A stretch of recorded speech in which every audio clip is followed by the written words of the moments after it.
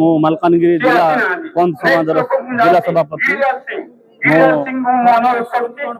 ଆଜ୍ଞା ଏଠି ବିଶାଳ ଆଦିବାସୀ ମାନଙ୍କର ସରକାର 2 ବର୍ଷର ସରକାର ଆମକୁ ଅଣଦେଖା କରାଯାଉଛି। ପିପଡବ୍ଲ୍ୟୁଡି ସିଷ୍ଟୁଲ ଏରିଆରେ ଆମକୁ ଯେତିକି ପାଇବା କଥା ଆମକୁ ଦିଆଯାଉ ନାହିଁ।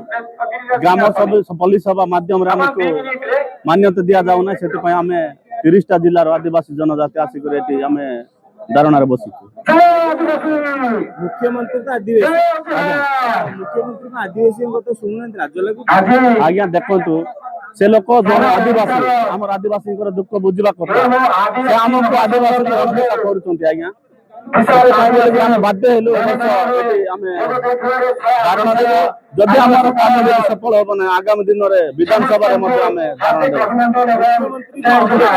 आदिवासी को क्या कथा आज्ञा देखो से जोने 30टा जिल्लार जे आदिवासी आदिवासी लिस्ट अच्छी तथ्य से तथ्य को लुचाई देकरी आम आदिवासी को अनदेखा करछन्ते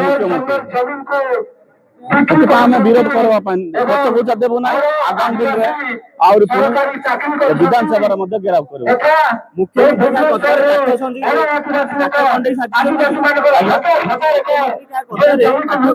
आज्ञा देखु कथा को आम आदिवासी कथा न रखिक आमको अणदेखा कर सृष्टि कर आमको आदिवासी आदिवासी भितर आमको झगड़ा कराया चेष्टा कर विरोध आम आदिवासी मान कौन से गोटे आंखि देखुना